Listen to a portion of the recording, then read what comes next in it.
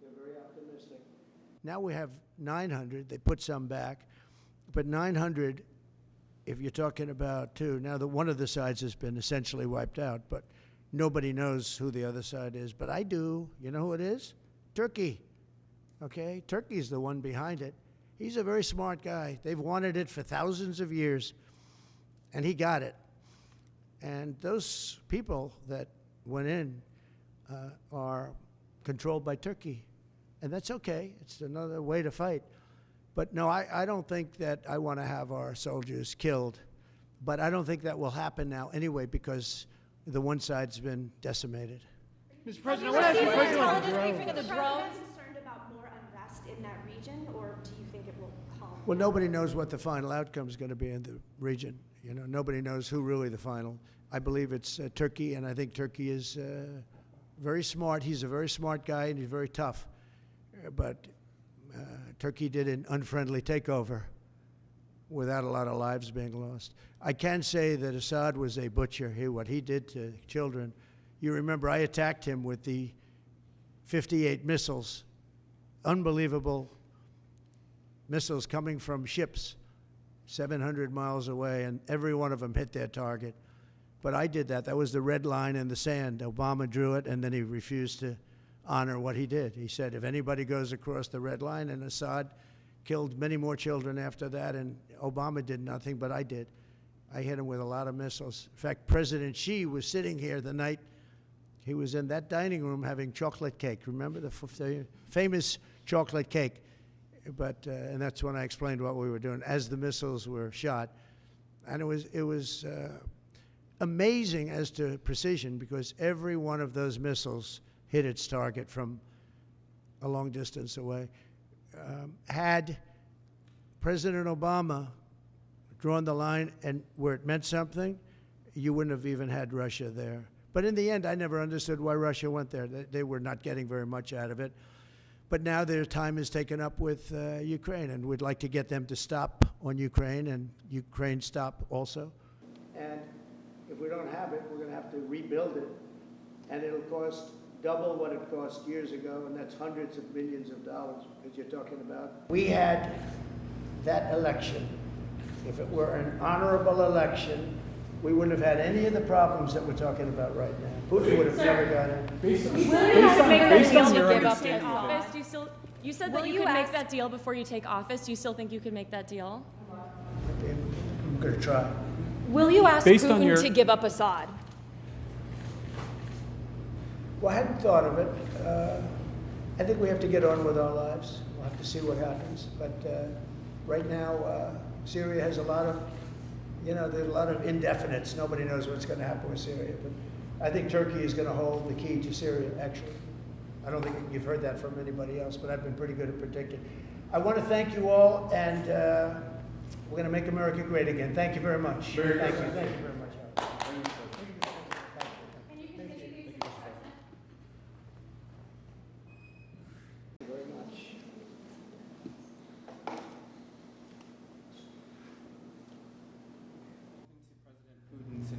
Well, I'm not going to comment on the Putin question, but I will comment on Bibi. We had a very good talk.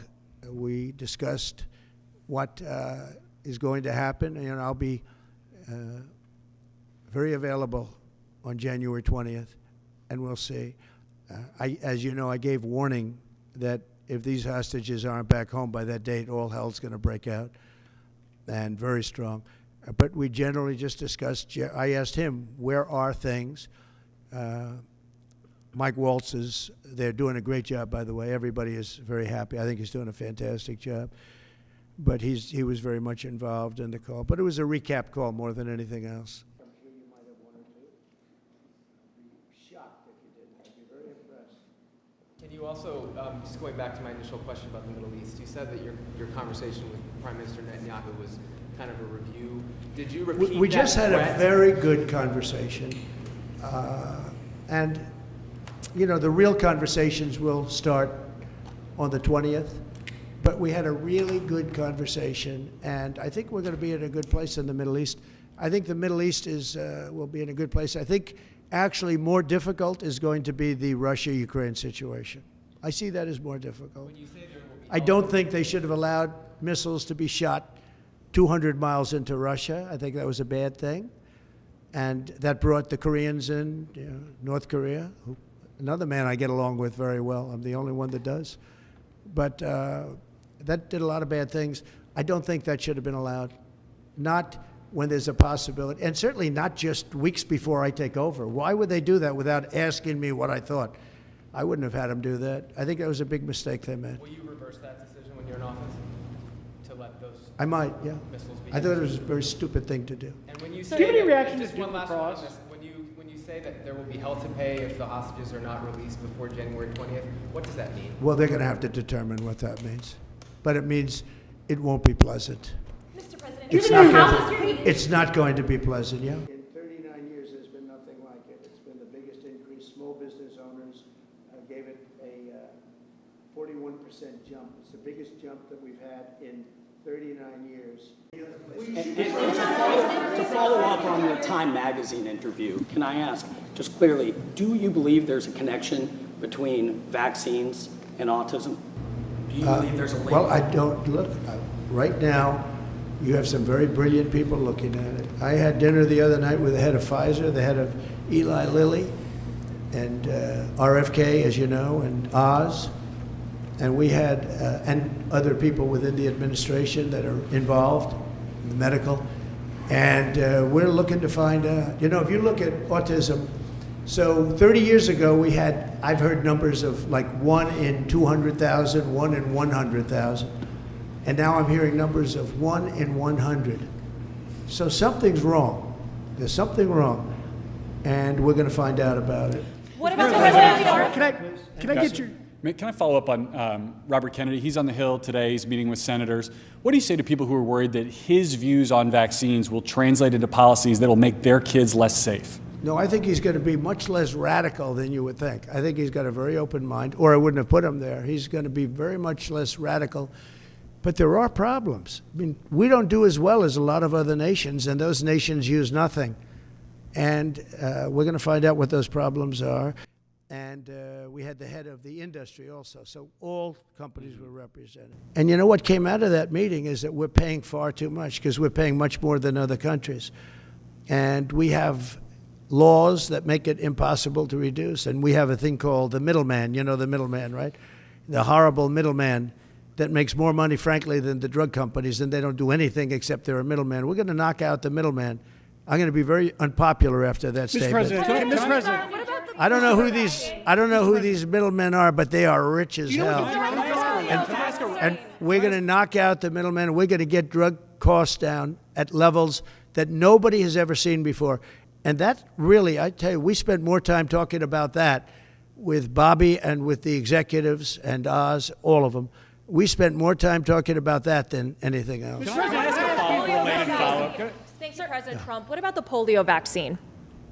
Well, I'm a big believer in it, and I think everything should be looked at, but I'm a big believer in the polio vaccine, the Salk vaccine. Billions and billions of dollars on pesticides. And something bad's happening. Again, you take a look at autism today versus 20, 25 years ago, it's like not even believable. So we're going to have reports. No, nothing's going to happen very quickly. I think you're going to find that Bobby he's a very rational guy. I found him to be very rational. No, nothing, you're not going to lose the polio vaccine. That's not going to happen.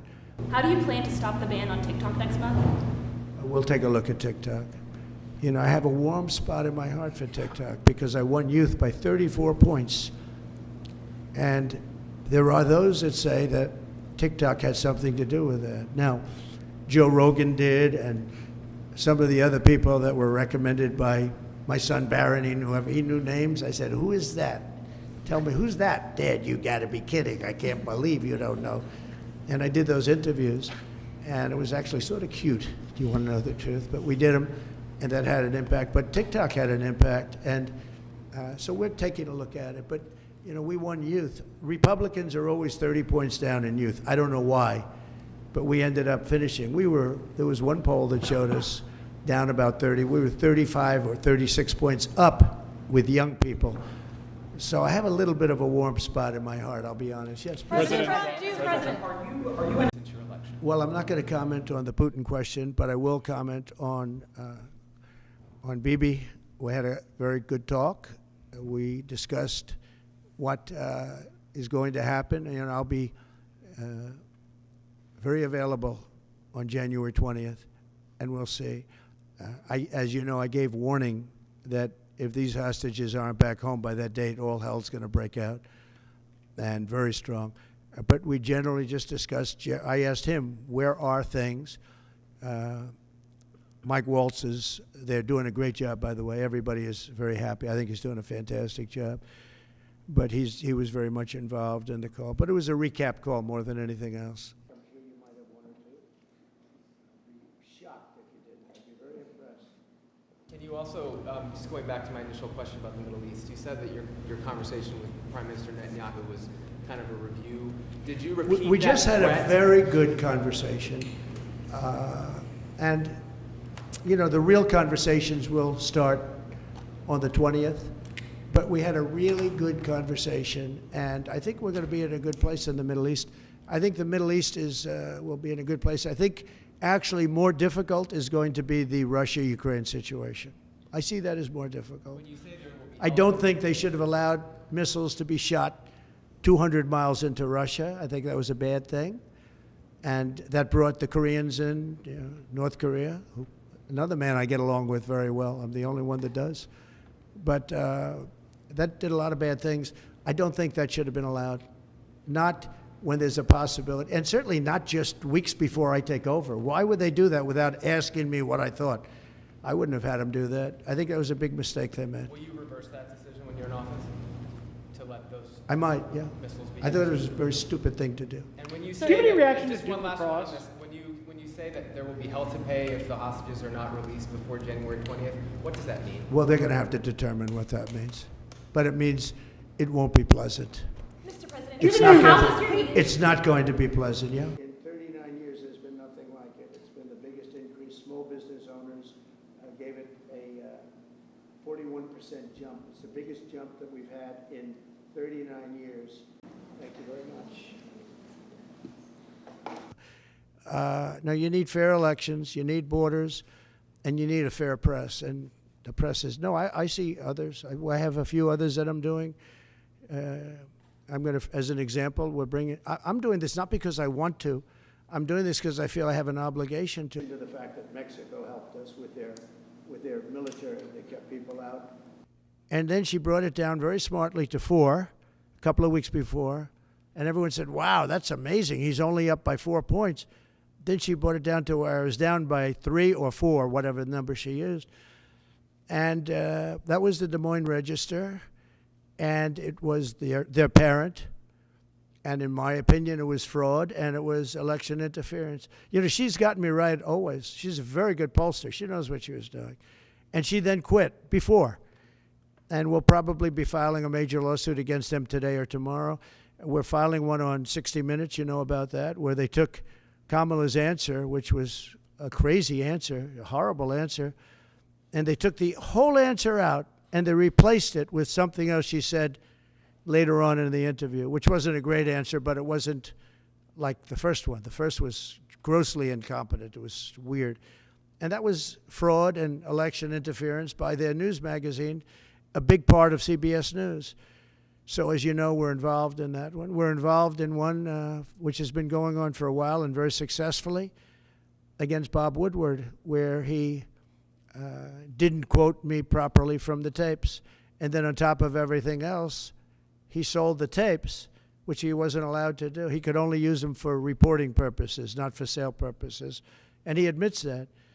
And I think we'll be successful on that one. And we have one very interestingly on Pulitzer, because reporters at the New York Times, Washington Post got Pulitzer Prizes for their wonderful, accurate, and highly professional reporting on the Russia hoax. Well, it turned out to be a hoax, and they were exactly wrong. People, like many people, John Solomon, Sean Hannity's not for Pulitzer, but Sean Hannity got it right. Many people got it right. Tucker got it right. Jesse got it right. Laura got it right. Janine got it right. A lot of people got it right. They didn't get anything. They gave it to reporters that got it absolutely wrong. And now everybody admits it was a hoax. And I want them to take back the Pulitzer Prizes and pay big damages. Didn't end the relationship, but it was a bridge too far for me. One of the big differences between the first term, in the first term everybody was fighting me. In this term everybody wants to be my friend. I don't know. My personality changed or something. But I had, as you know, I had Sundar from Google, but I also had Sergey. Nobody reported that. Are now laying on their sides, destroyed, totally destroyed. Tim Cook was here. I think he's done an incredible job at Apple, and he talked about the future of Apple. It's going to be a bright future. But we have many others also, and not in that business. And we do have Jeff Bezos, Amazon, coming in sometime during the week. I look forward to that. We have a lot of great executives coming in. The top executives, the top bankers, they're all calling. And honestly, in the first time, I don't know what it was. It's like a complete opposite in the first one. And the press has covered that fairly, actually, for change.